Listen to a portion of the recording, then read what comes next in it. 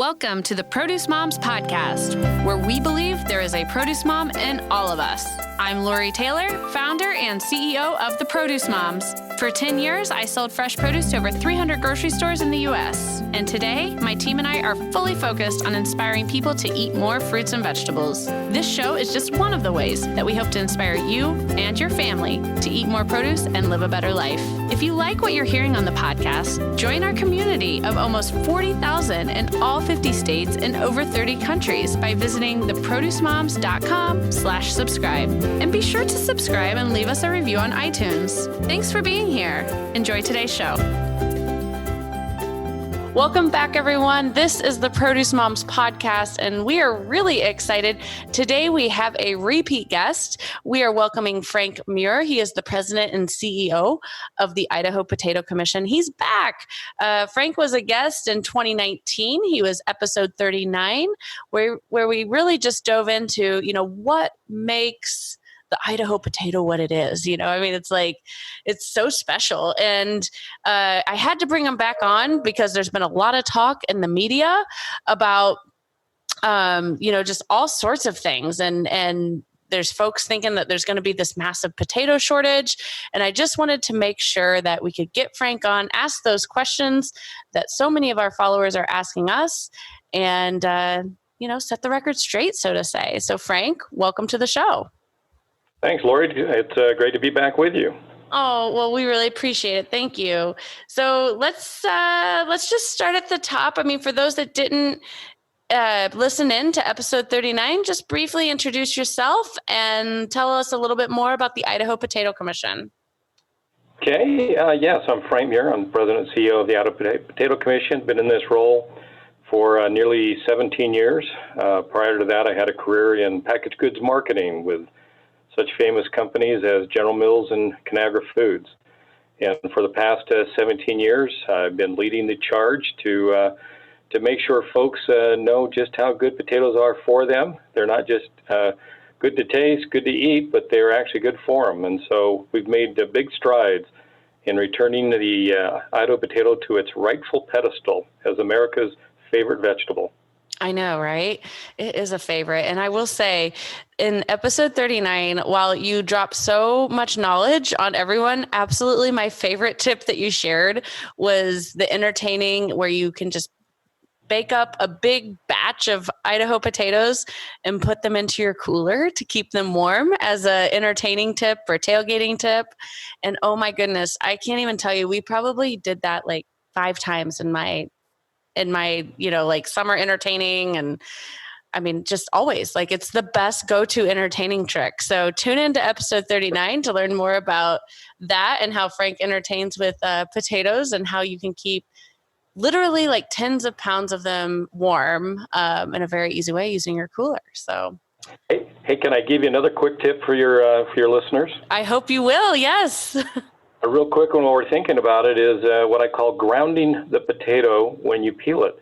So often people, the thing they hate most about potatoes is peeling them, but they're not going to use the skins. And what I find the easiest thing to do is put the end of the potato on the cutting board, and it grounds it there, and then you can just hold the very end of it with your left hand and just peel it extremely fast that way, and all the peels stay in one place, and you're less likely to nick your finger. Wow. So it's a really simple way, and just to ground the potato while you peel it instead of holding it up in the air and peels are flying all over the place. Right. Yeah. No, I've got the scene in my head right now because that's what it looks like when I do it. So, all right, we'll have to, so just like the cooler tip, we'll have to demonstrate that through one of our Facebook premiere or other videos for our followers. So thank you, Frank. So full of all the spud knowledge. I love it. So speaking of spud knowledge, let's talk about what's going on in the media right now. We are seeing a lot of information about a potato shortage. We are getting inquiry about it through all of our audiences, whether it's our B2B audience, the folks who actually work in the produce supply chain, or our consumer followers who represent, the end consumer or the household. There's definitely a lot of buzz right now about a potato shortage throughout North America. So tell us more about what's going on. Yes, I call it the French Fry Famine Fear. And what it started because this year, Idaho and some other states here in the U.S., as well as some provinces in Canada, experienced some pretty severe weather, which did have an impact on the potato harvest because all this took place very near harvest time, or right in the middle of harvest, as in the case of Idaho. So what happened in Idaho in October, we had an early frost that lasted about 3 days. And you don't want to leave your potatoes in the ground when it freezes. Potatoes can handle some pretty strong cold weather, but if it gets too cold and for too long, it can actually freeze the potatoes, which is just like freezing them in your if you put potatoes in a freezer, that's not good for them. Mm-hmm. So our growers, our farmers worked basically through the night for several nights as they learned this potential freeze was coming, and we were able to harvest at least 85% of our crop. So wow. 85% of our crop was safely in storage before this freeze hit. Of the remaining 15%, there is anywhere from complete loss of the field to some damage, anywhere from 5% to 100% loss. Okay. It's hard for us to really estimate the total impact it has. But last year, and I think I shared this number with you last year in our last podcast, we harvest in Idaho about 13 billion pounds of potatoes every year. That's enough to fill a football stadium end zone to end zone 1 mile high. Wow. Last year, we harvested about 14 billion. So this crop, or this crop we just finished harvesting, we'll be down about 1 billion pounds. Now that sounds like a lot, and it is, but it puts us back a little bit closer to what our normal harvest is versus what our peak was last year. But again, there may be some impact that we can't measure yet because it's still hard to measure what impact that 15% had. Right. But I try to remind folks that Idaho is not going to run out of potatoes. We still have 13 billion pounds of potatoes that we are shipping across America and across the world. Folks want to know, will we run out of fries? Because that's the biggest fear we were hearing. Supplies are going to be tighter because not only was Idaho affected, other areas of the country were affected back in the Midwest, as well as Canada, which provides some French fries coming from that part of the world coming into the U.S. But as far as will you go into your favorite fast food restaurant and be told that there are no more French fries, I don't believe that'll happen. Right. I mean, I'm not seeing anybody backing off on promotion. We're certainly not backing off on promoting Idaho potatoes. No crop sells itself. And you got 13 billion pounds of potatoes still for consumers to consume this year. We can't hold them past a year. So we'll be continuing to promote, to advertise our big Idaho potato trucks out there, reminding people to look for the Grown in Idaho seal. I recently tuned into the bowl game too. Oh yeah, very good. Or what I like, infomercial. That's right. You cannot watch our bowl game without wanting to have some potato skins, right?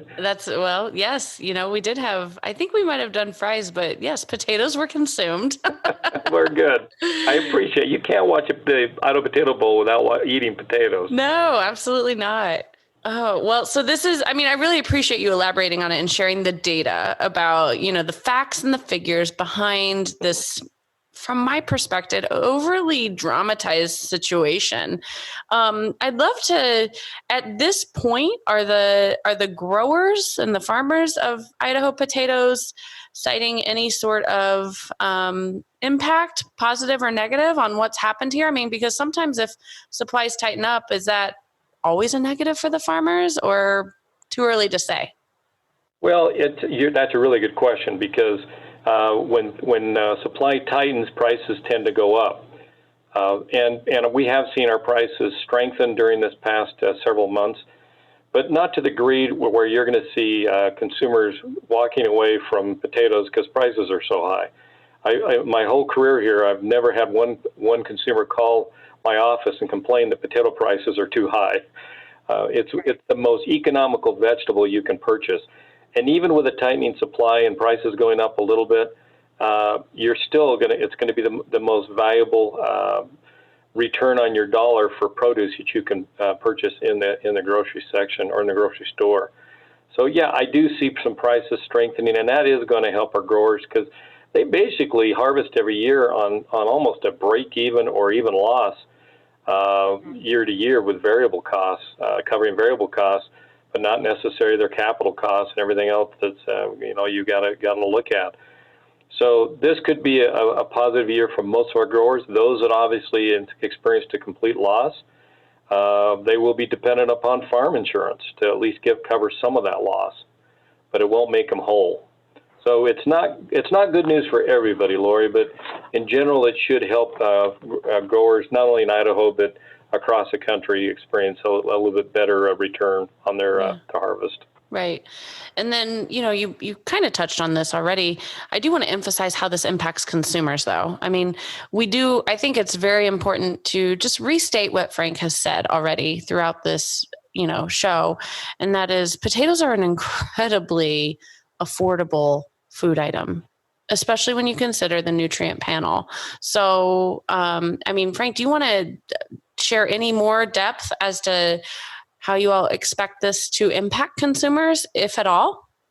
Well, if you go to the store right now, a 5-pound bag of Idaho potatoes is probably going to be in the range anywhere from $1.99 to $2.49, something like that. And that's usually in the range that it's in. Let's say that things went out of control and prices actually doubled, which that's not going to happen. I can't see that happening. You would still be buying 5 pounds of Idaho potatoes for $5. And that's $1 per pound. Yeah. Go into any grocery store and look at what you're paying per pound for any produce item, and you'd find that still to be a bargain. Yes, it is. So that's what I'm trying to point out is that you buy 5 pounds or 10 pounds of Idaho potatoes, and the satiety value, the nutritional value, the way how many servings you can provide to your family, even with some increase in price, it'll still be the best return on the consumer's dollar. Yeah, no, absolutely. And, how do you expect this? I mean, let's talk a little bit more about just like the cycle of the harvest and the storage and then new crop. Let's kind of explain those terms to our listeners, because we throw those around and know exactly what those terms mean, but the end consumer doesn't necessarily. So I'd like to just kind of describe the cycle, so to say, so that folks understand what to expect as we approach, spring and summer months. Okay. So in Idaho, we grow potatoes pretty much all along what's called the Snake River plain. If you look at the state of Idaho, you'll see the Snake River, and it's like a smile across the bottom third of Idaho. And I call that the smile of Idaho because that's where all the potatoes are grown. And along there, you have the western side all the way to the middle part of the state, all the way over to the far east, the more mountainous region. And those all have a little different terrain, a little different altitude, and so they have different climates. So we'll start harvesting. We plant in the spring in all those areas, but we'll start harvesting sooner in the western side because it's a lower altitude, warmer, so they can start harvesting earlier, and then we'll finish up harvesting on the eastern side, the more mountainous side of the state, where most of our potatoes are grown, by the way, in October, usually through October, sometimes a little bit early November, but typically it's all wrapped up in October. Sure. So, and it's also important to point out that we only harvest potatoes once a year. Right. There's some harvests of other different commodities that are harvested more than once in a year, but potatoes are only harvested once per year. But we've developed very sophisticated storage systems so that we can hold potatoes from 1 year to the tail end of that crop year through controlling humidity and temperature. And that's why we always tell people when they bring their potatoes to their home, make sure they try to mimic as good as they can in their home that kind of environment, because that prolongs the life of the potatoes. Because the potatoes are still alive, they're just still alive. Yep. And so, I put my potatoes in my pantry, cool, dark, That's where I store mine. Perfect. Good. That's the best. But don't put them in the refrigerator. Make sure listeners know, do not put it in the refrigerator. It's too cold. Yep. So very good. And then the concept of new crop is just when the cycle starts all over. Yeah. So, coming up again in a few weeks, months, we'll be planting again. They're already, farmers are already prepping their field as best they can, even as we finish up this winter.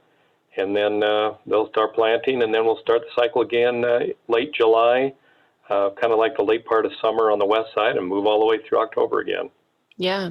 And, we are in the thick of one of the best months of the year, Frank. Right. That's right. Idaho Potato Lovers Month. That's right. February used to be historically a low volume month for potatoes. And the Idaho Potato Commission developed the idea, why don't we do something special and promote February as Potato Lovers Month? Right. And that started out as a display contest. And 20 years ago, there'd be about 600 stores across America do these big displays of Idaho potatoes, very creatively using a lot of ideas they come up with at the store level. We now have expanded that, and it's become such a large display contest. We have over 5,000 stores participating in it annually. And they create huge displays of Idaho potatoes. And, they bring dehydrated Idaho potatoes over there so consumers can experience that too, or they want to do something quick sometime. Yeah. And use a dehydrated Idaho potato. Like the instant mashed potatoes. Yep. Those are great for busy nights. Yep. And those are delicious, great variety of those. We'll usually have a partner we're tying in with that will be in the produce section for this contest. And we always have a unique a gift for each store that participates that they will get, the store manager or whoever they want to give it to in their store for doing all the work to put that display up. But consumers come in and they're just blown away by the experience of what February means to potatoes. And what's also funny, Lori, is always during this month somehow consumers find a few potatoes that are shaped like hearts in their bags. Oh, yes, of course. I actually have seen that on Instagram. Yes. Yeah. So I don't know if our growers are slipping in a couple of heart-shaped ones during February or exactly why, but there's always going to be a few Idaho heart-shaped potatoes for consumers to look for. It's not part of our contest, but it's fun to see that when it happens. And we're thrilled when they share it on social media. Yeah, it's like the Willy Wonka effect almost. I love it. I love it. So, well, before we close out the show, I mean, Frank, thank you so much for your time coming on the show again as a repeat guest and helping us really set the record straight with what all this, hype about a potato shortage. My biggest takeaway for all of our listeners is, the state of Idaho has plenty of potatoes for us all. There's a lot of spud love happening, you guys. What was the billions of pounds? You said 13, is that right? 13 billion with a B, billion pounds. Wow. Okay. So I think we're sitting good. And my favorite point that Frank made is even in the very rare circumstance where the price of our Idaho potatoes would have to double, which we don't anticipate that happening. But even if that were to happen in a worst case scenario, we're still looking at a product that's going to be available for about $1 a pound. Correct. Yeah. So it's, there's a lot of dramatization around this from my perspective. And I'm really thankful that you came on to set the record straight, help emphasize and drive home some real key points of consideration for all consumers.